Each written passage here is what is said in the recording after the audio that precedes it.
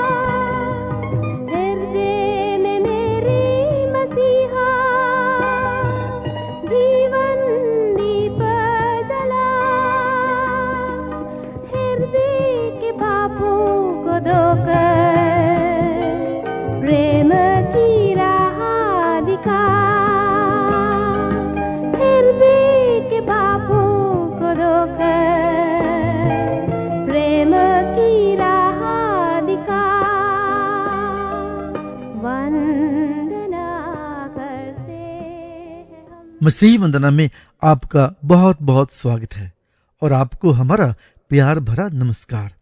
प्रिय श्रोताओ, मसीह वंदना के संदेशों के द्वारा जीवन के हर पहलू को छुआ गया है।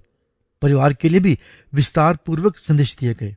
इनमें सबसे लोकप्रिय संदेश रहे पादरी किशोर मसीह के। जी हाँ, पादरी किशोर मसीह ने पारिवारिक जीवनों पर संदेशों की एक श्रृंखला दी थी, जिसे आज भी हमने अपने खजाने में संभाल कर रखा है।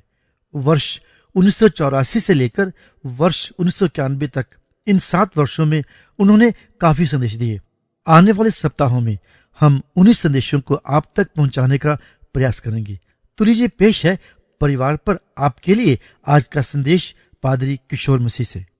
आज से हम एक नई श्रृंखला का प्रारंभ आपके लिए कर रहे हैं और इसका नाम है मसीही परिवार। गॉर्डन मैकडोनाल्ड अपने अनुभवों की अभिव्यक्ति विशेष तरह से करते हुए कहता है, वे परिवार जहां पिता केवल कमाई की मशीन भर रह जाता है, वे परिवार बहुधा बर्बाद हो जाते हैं। परिवार बनाने में परमेश्वर की सक्रियता प्रशंसनीय है। उसने देखा कि आदम का अकेला रहना अच्छा नहीं है, इसीलिए उसने आदम की पसली द्वारा हवा का निर्माण किया। परमेश्वर का वचन कहता है, तब यहोवा परमेश्वर ने आदम को भारी नींद में डाल दिया और जब वो सो गया तो उसने उसकी एक पसली निकालकर उसकी संती मांस भर दिया और यहोवा ने उस पसली से जो उसने आदम में से निकाली थी स्त्री बना दिया और उसको आदम के पास ले आया। और आदम ने कहा, अब ये मेरी हड्डियों में की हड्डी और मेरे मांस में का मांस है, सो इसका नाम नारी होगा, क्योंकि ये नर में से निकाली गई है। इस कारण पुरुष अपने माता पिता को छोड़कर अपनी पत्नी से मिला रहेगा और वे एक ही तन बने रहेंगे। यह वो रचना है जिसकी संपूर्ण प्रक्रिया परमेश्वर द्वारा अपनी इच्छा के अनुसार की गई है। इस संपूर्ण रचना में एक बात दृष्टिगोचर होती है कि परमेश्वर ने नर नारी को एक रूप दिया। मनुष्य को अपने स्वरूप में बनाकर उसी स्वरूप में से उसने स्त्री का निर्माण किया। दूसरे शब्दों में हम आज समझ लें, परिवार की रचना का कार्य परमेश्वर ने अपने हाथों के द्वारा किया है और सच ही ये आज्ञा भी दी है, जाओ और सारी पृथ्वी के ऊपर फैल जाओ। अब परिवार जो है वो परमेश्वर का बनाया हुआ है, परमेश्वर के हाथों की सृष्टि है। इसी कारण से एक नैतिक बंधन है जिसके द्वारा हमसे ये अपेक्षा की जाती है कि हम परिवार में परमेश्वर की इच्छा को प्रमुख स्थान दें। जिन परिवारों में सब कुछ है और परमेश्वर नहीं है, वे परिवार शनै शनै समय के थपेड़ों से गुमनामी के अंधेरे में खो जाते हैं। इन दिनों में मैं विशेष प्रकार से परिवारों के संबंध में आपसे बातचीत करूंगा। सर्वप्रथम मैं आपको ये समझाने का प्रयास करूंगा कि एक परिवार में पिता का क्या उत्तरदायित्व है। पिता परिवार की धुरी है। जैसे यीशु मसीह कलीसिया का सिर है, परिवार भी पिता की अधीनता में होना चाहिए। जहां परिवारों में पिता का आदर नहीं होता और पिता केवल कमाई की मशीन के रूप में आंका जाता है, वहां परिवार टूटन की कगार पर खड़े प्रतीत होते हैं। एक विचित्र सी घुटन मैंने उन परिवारों में पाई है जहां पिता का स्थान दूसरा और तीसरा भी नहीं है। मेरे पास्टरीय जीवन के परिचय में और मेरी इस जीवन की सेवकाई में हर दिन किसी न किसी परिवार से मेरा वास्ता पड़ता है और मेरा स्पष्ट यह कहना है कि जिन परिवारों में तालमेल नहीं होता उनका जीवन बड़ा ही कष्ट से भरा हुआ होता है। माँ बाप की उदासीनता के कारण बच्चे दुख उठाते हैं। परिवारों में विघटन प्रारंभ हो जाता है। विघटन की ये दरारें न केवल एक विशेष व्यक्ति को किंतु समस्त समाज को दूषित कर देती हैं। संपूर्ण संरचना इस छोटे समाज अर्थात परिवार के कारण अपनी यथास्थिति को बनाए रखने में अपने को असक्षम पाती है। आज से मैं विशेष तौर से आपको परिवार में पिता का क्या स्थान होना चाहिए विषय पर धर्मशास्त्र से समझाऊंगा। परमेश्वर का वचन कहता है, हर एक पुरुष की पत्नी और हर एक पत्नी का पुरुष हो। पति अपनी पत्नी का हक पूरा करे और वैसे ही पत्नी अपने पति का। अक्टूबर माह की रीडर्स डाइजेस्ट में मार्जरी होम्स की एक कहानी मदर्स बाइबल पढ़ी। उसके पति को मरे 12 वर्ष हो चुके थे। इन 12 वर्षों में वो नितांत अकेली थी। कोई उसके पास नहीं आता था। केवल उसके बेटे कभी कभी जब वे भूखे होते थे तो मां के पास भोजन की तलाश में आ जाया करते थे। यहां तक कि उसके परिवार का सवाल है वो टूट गया था। लड़के लड़कियां सब बिखर गए थे और अपना अपना जीवन अपने अपने तरीके से जी रहे थे। एक बार उसके बेटे उसके घर खाना खाने के लिए आए। मां ने खाना खिलाया और इसके पश्चात कुछ ही देर में उसका प्राणांत हो गया। लड़के अवाक से ये सब देखते रहे। मां के मरने की सूचना पाकर भाई बहन सब इकट्ठे हो गए और विलाप करते हुए मां की अंतिम क्रिया आदि से निपट कर वापस मां के घर लौट आए। सब जानते थे कि टेबल पर जो बाइबल पड़ी हुई है वो मां की प्रिय बाइबल थी जिससे वो प्रतिदिन पढ़ती थी।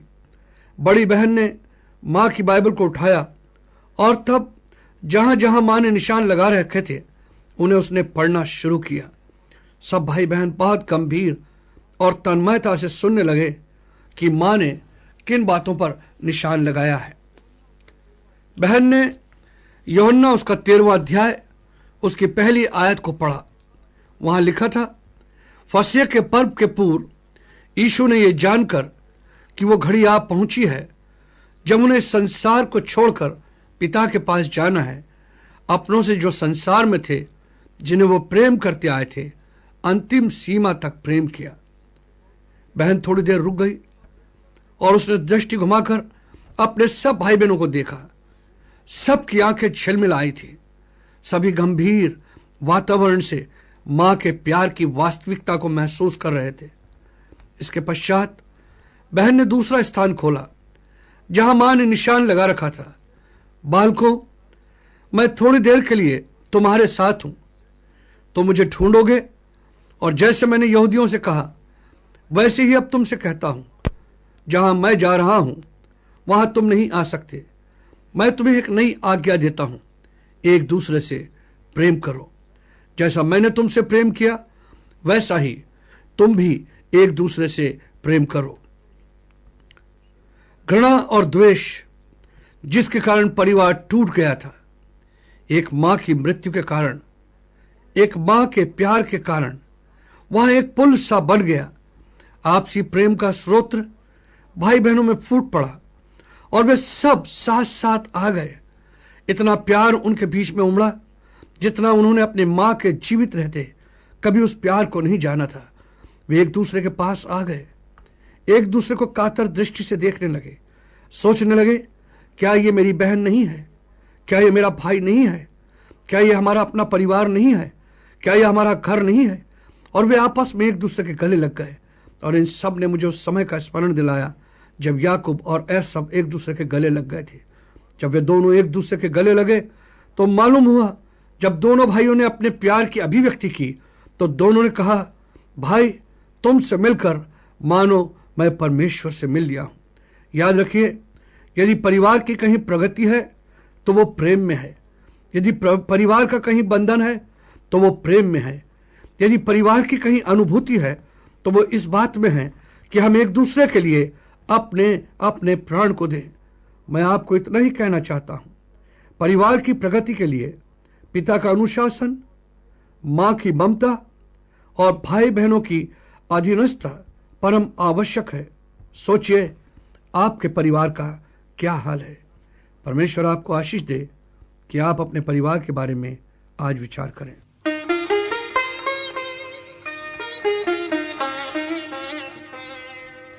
नक्शे कदम पे जो चला इंसान बन गया। नक्शे कदम पे जो चला इंसान बन गया।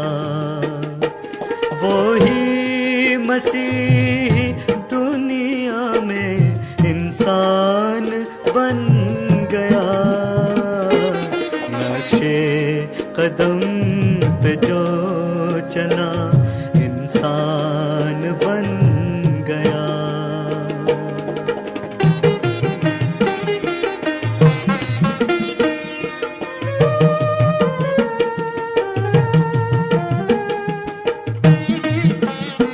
रखो मिजाज वैसा ही यीशु मसीह का था।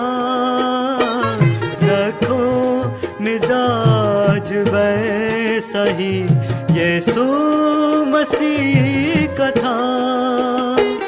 वही बशर जहान में मेहरबान बन गया।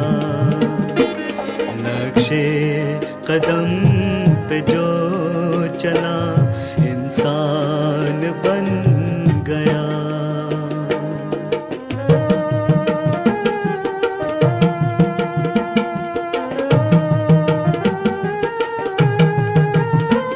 चाहत मुहब्बत का सबक ऐसा दे दिया।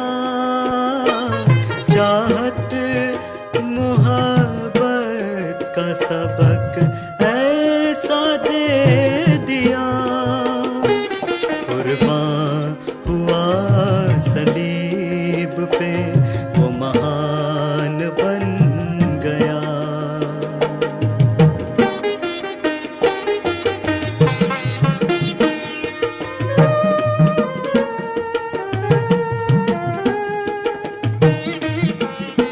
यूं तो हजार आए और आकर चले गए। यूं तो हजार आए और आकर चले गए। आएगा वो जरूर ये पैगाम बन गया। नक्शे कदम पे जो चला इंसान बन गया। प्रिय श्रोता, हमारी आशा है कि आज के संदेश से आपने आशीष प्राप्त की है। आप हमें अपने विचारों से अवगत करवा सकते हैं। हमारा व्हाट्सएप फोन नंबर है 9319473370 9319473370। हमारा ईमेल है info@masihivandana.org। अगले मसीह वंदना के विशेष संदेश के साथ आपसे फिर मुलाकात होगी। तब तक परमेश्वर का अनुग्रह आप पर बना रहे। आमीन।